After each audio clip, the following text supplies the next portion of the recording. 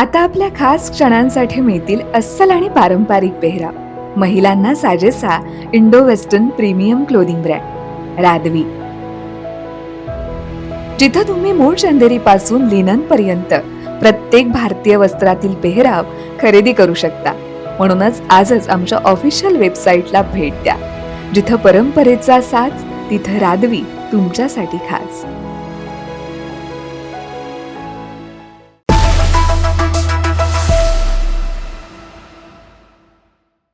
नमस्कार, मी तनया. न्यूज अनकटच्या महाराष्ट्र अपडेट्समध्ये आपलं स्वागत. सविस्तर वृत्त पाहूच, पण त्याआधी नजर टाकूयात काही महत्त्वाच्या हेडलाईन्सवर. पुणे मुंबई वंदे भारत एक्सप्रेसमध्ये आता अधिक जागा. राज्यमंत्री इंद्रनील नाईक यांच्या उपस्थितीत गोर बंजारा समाजाचा मेळावा. पंढरपूर समजून उतरवले तुळजापुरात हेलिकॉप्टर. आणि 17,000 कोटींच्या कर्ज प्रकरणात ईडीचे समन. आता पाहूयात बातम्या विस्ताराने. पुणे ते मुंबई प्रवास करणाऱ्या प्रवाशांसाठी एक आनंदाची बातमी आहे. सोलापूर मुंबई दरम्यान धावणाऱ्या वंदे भारत एक्सप्रेसमध्ये आता आणखी 4 डबे वाढवण्यात येणार आहेत. यामुळे पुणे मुंबई मार्गावरच्या प्रवाशांना मोठा दिलासा मिळणार आहे. 29 ऑगस्ट पासून ही 16 डब्यांची गाडी 20 डब्यांची होणार आहे. रेल्वे प्रशासनाने प्रवाशांची ही वाढती संख्या लक्षात घेऊन हा निर्णय घेतलाय, अशी माहिती पुणे रेल्वेचे जनसंपर्क अधिकारी हेमंत कुमार बेहरा यांनी दिली आहे. ईडीने रिलायन्स समूहाचे अध्यक्ष अनिल अंबानी यांना 17,000 कोटी रुपयांच्या कथित कर्ज फसवणूक प्रकरणी चौकशीसाठी बोलावले. त्यांना 5 ऑगस्ट रोजी ईडीच्या दिल्ली येथील कार्यालयात हजर राहण्याचे आदेश देण्यात आले. पंढरपूर समजून पायलटने चक्क तुळजापुरात हेलिकॉप्टर उतरवल्याचा धक्कादायक प्रकार समोर आलाय. हैदराबाद येथून पंढरपूरकडे निघालेल्या मुंबईच्या हेलिगो चार्टर्ड कंपनीचे हेलिकॉप्टर बुधवारी दुपारी 1:30 वाजता तुळजापूर येथे पोहोचले. तुळजाभवानी मंदिरावर घिरट्या घातल्यानंतर त्यांनी नळदुर्ग रोडवर असलेल्या बांधकाम विभागाच्या हेलिपॅडवर विसावा घेतला. दरम्यान हेलिकॉप्टर उतरवण्याची कोणतीही सूचना बांधकाम, महसूल, पोलीस प्रशासनाला नव्हती. त्यामुळे या तिन्ही यंत्रणांची एकच धावपळ उडाली आहे. विनापरवाना हेलिकॉप्टर लँड केल्यानं कंपनीला 10,000 रुपयांचा दंड आकारण्यात आला. भंडाऱ्याच्या साकोली येथील जुना शहरात असलेला मुख्य तलाव पहाटे फुटलाय. मुसळधार पावसामुळे तलाव तुडुंब भरला होता आणि तलाव फुटण्याची शक्यता साकोलीचे माजी नगरसेवक मनीष कापगते यांनी काही दिवसांपूर्वीच व्यक्त केली होती. मात्र प्रशासनानं याकडे दुर्लक्ष केल्यानं आज पहाटे तलाव फुटलाय. तलावातून मोठ्या प्रमाणात पाणी वाहत असल्यानं परिसरातील शेतशिवारात सध्या जलमय स्थिती निर्माण झाली आहे. तलाव फुटल्यानं साकोली ते चंद्रपूर हा महामार्ग बंद होण्याची शक्यता नाकारता येत नाही. या बातमीसह वेळ झाली एका छोट्या विश्रांतीची. लगेचच परत येऊ. पाहत राहा न्यूज अनकट. या पावसाळ्यात परफेक्ट मेमरीज क्रिएट करा अंधारबन फार्म्स अँड रिसॉर्ट्सच्या अमेझिंग पॅकेजेससह. Deluxe rooms, comfortable stay, tasty breakfast, high tea snacks आणि डिनर फक्त 1,500 पर पर्सन. कपल्ससाठी खास deck rooms, perfect nature view सह रिलॅक्स करा फक्त 3,300 मध्ये. ॲडव्हेंचर्स प्रेमींसाठी आहे स्टे आणि अंधारबन ट्रेक फक्त 1,700 पर पर्सन.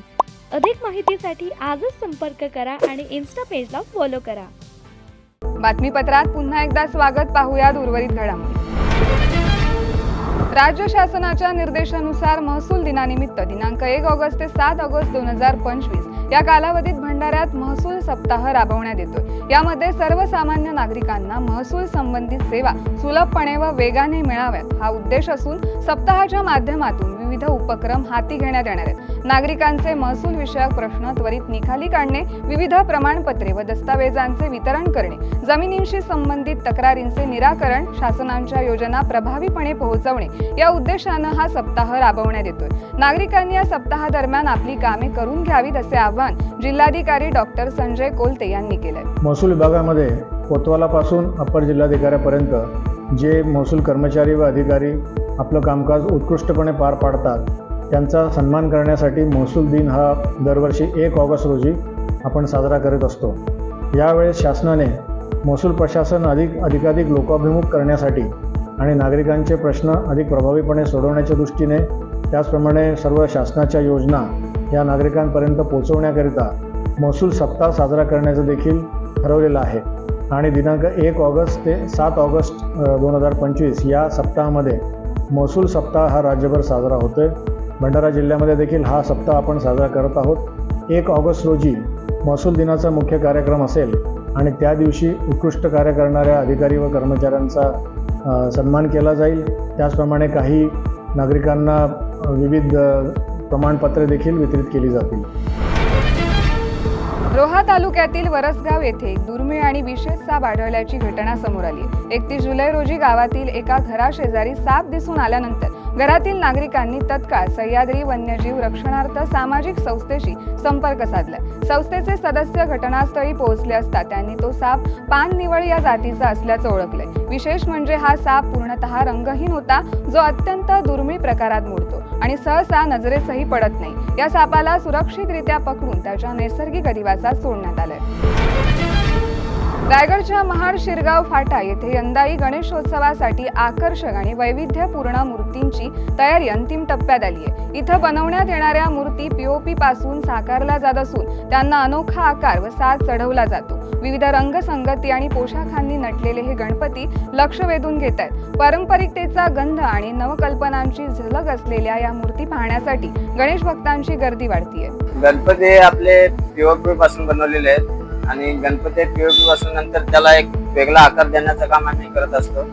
त्यानंतर त्याच्या पहिलं व्हाईट शेड मध्ये कलर येतो, त्यानंतर बॉडी कलर येतो, त्यानंतर आपण एक शुद्ध शास्त्र म्हणजे एक ओरिजिनल कापड धोतर नेसवलं जातं, फेटे घातले जातात.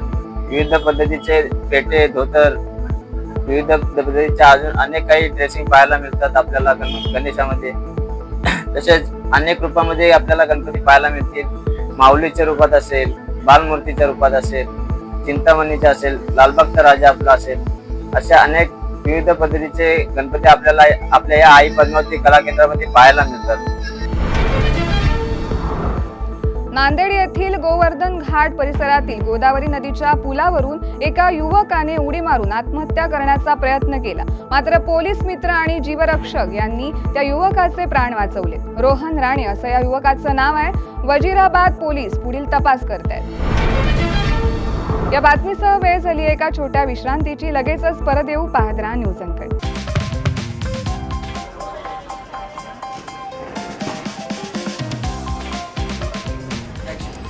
तर या होत्या आजच्या ठळक बातम्या. हा काही रॅन्डम गोंधळ नाही. ब्रेकिंग न्यूजच्या पुढे जाऊन जगाच्या कानाकोपऱ्यातलं अनकट सत्य दाखवणारे आम्ही आहोत न्यूज अनकट. न्यूज अनकट म्हणजे फक्त बातमी नाही, तर प्रत्येक घडामोडी मागचं खरं रॉ ट्रुथ. जगाच्या कानाकोपऱ्यातलं 100% अनकट सत्य. No drama, no filters, just truth. ग्लॅमरचं धम्माल जग, स्टार्सचे मसालेदार किस्से आणि पडद्यामागचे रिअल हिरोज. बॉलिवूडपासून मराठी सिनेमांपर्यंत फुल ऑन एंटरटेनमेंट फक्त कलारंजनमध्ये. गुन्ह्यांचा पर्दाफाश, थेट तपास आणि शॉकिंग रिव्हिल्स. क्राईम कनेक्शन जाणून घ्यायचंय? मग पहा न्यूज अनकटचा क्राईम रिपोर्ट. आता शेती म्हणजे फक्त नांगरच नाही, तर ड्रोन, डाटा, डिजिटल आयडियाज आणि शेतकऱ्याचा नवीन अवतार. पहा कृषी विश्व, प्रगतीची एक नवी दिशा. हेल्दी राहायचंय, फिट राहायचंय, मग जाणून घ्या फिटनेसच्या simple tips, healthy diet plans news अनकटच्या धन्वंतरीमध्ये. गल्लीपासून दिल्लीपर्यंत थेट सडेतोड आणि रोखठोक रिपोर्टिंग. राजकारणातील सगळे खेळ नो फिल्टर स्टाईलमध्ये. #राजकारण न्यूज अनकटवर. जगाकडे बघण्याचा नवा दृष्टिकोन. ही गोष्ट ऐकलीत का, जी तुम्हाला विचार करायला लावेल? पहा विषय काय. शेवटच्या क्षणाचा थरार, मैदानावरील धमाल, खेळाडूंचे किस्से आणि बरंच काही. क्रीडा विश्वमध्ये सर्व काही. प्रत्येक बातमी, प्रत्येक विषय, प्रत्येक घटना थेट तुमच्यापर्यंत. No filter, no biasness. बातमी जशी आहे तशीच दाखवणार. आणि आता एक big update. News uncut is levelling up. आता न्यूज अनकट घेऊन येत आहे एक नवीन स्वतंत्र चॅनल, जिथे सगळं काही थेट, रिअल आणि अनकट असणार. More content, more shows, more real talks. Presenting uncut explained. बातमीपत्रात पुन्हा एकदा स्वागत. पाहूयात उर्वरित घडामोडी. कोल्हापुरातील कागल हातकणंगले 5 स्टार MIDC मधील 20 जुलैला झालेल्या लाखो रुपयांच्या शिलाई मशीन साहित्याच्या चोरीचा पोलिसांनी छडा लावला. कोल्हापूर पेठ नाक्यापासून कराडपर्यंत पाठलाग करून पोलिसांनी मालकासह 3 चोरट्यांना जेरबंद केले. शफातुल्ला खान, विजय सिंग अशी अटक केलेल्या चोरट्यांची नावं आहेत, तर अफजल खान असं ट्रक मालकाचं नाव आहे. त्यांच्याकडून पोलिसांनी 13,50,000चे शिलाई मशीनचे साहित्य आणि 5 लाखांचा ट्रक असा 18,50,000चा मुद्देमाल जप्त केलाय. दिनांक 20 जुलै 2025 रोजी गोकुळ शिरगाव येथील मेट्रो हायटेक या कंपनीमधून शिलाई मशीन व शिलाईचे स्टँड असा जवळजवळ 3.5 लाख रुपयाचा मुद्देमाल चोरीस गेलेला होता. सदरची चोरी ही पत्र्याचं शेड उचकटून व गोकुळ शिरगावच्या MIDCमध्ये झालेली असल्याने कोल्हापूर जिल्ह्याचे पोलीस अधीक्षक श्री योगेश कुमार गुप्ता साहेब यांनी स्थानिक गुन्हे शाखा यांना समांतर तपास करण्याच्या सूचना दिल्या. सदरचा प्रकार हा MIDCमध्ये चोरी झाल्यामुळे अत्यंत गंभीर स्वरूपाचा होता. त्या अनुषंगाने स्थानिक गुन्हे शाखेची 3 पथकं तयार केली. त्याचप्रमाणे गोकुळ शिरगाव पोलीस स्टेशनचे 1 पथक देखील तयार करण्यात आलेलं. त्यांनी समांतर तपास करत असताना स्थानिक गुन्हे शाखेचे अंमलदार लखन पाटील, दीपक घोरपडे, प्रवीण पाटील यांना व संजय कुमार यांना गोपनीय माहिती मिळाली की आज रोजी एक ट्रक जो चोरीस गेलेला माल आहे तो घेऊन पेटनाका या ठिकाणी चाललेला आहे अशी माहिती मिळाली असता PSI मोरे व त्यांचं पथक त्या ठिकाणी पोचलं. त्यांनी त्या वाहनास अडवून गाडीची तपासणी केली असता गाडीमध्ये 30 शिलाई मशीन व 18 स्टँड हस्तगत करण्यास स्थानिक गुन्हे शाखा व गोकुळ शिरगाव पोलीस स्टेशन यांना यश प्राप्त झालेलं आहे. जवळजवळ यामध्ये एकूण 18 लाख रुपयाचा मुद्देमाल हस्तगत करण्यात आलेला आहे व जो चोरीचा टेम्पो होता त्यास देखील जप्त करण्यात आलेला आहे. सदरचे आरोपी हे गोकुळ शिरगावमधीलच एक MIDCतील एक सिक्युरिटी गार्ड आहे दुसऱ्या कंपनीचा, तो त्याचे मुख्य सूत्रधार असून त्यानेच सर्व ही माहिती पुरवली. कोल्हापूरच्या शिरोळ तालुक्यातील नांदणी मठातील महादेव हत्तीणीला वनताराकडे नेल्यानं जयंत पाटील यांनी मठाला भेट देऊन स्वामींशी चर्चा केली आहे. त्यानंतर त्यांनी माध्यमांशी संवाद साधताना विविध विषयांवर भाष्य केले. यावेळी नांदणी मठाची 700 वर्षांची परंपरा खंडित करण्याचं काम कायद्याच्या माध्यमातून झाल्याचं जयंत पाटील यांनी म्हटलंय. पाहूया. नांदणीला महाराजांची दर्शन घेतलं, भेट घेतली.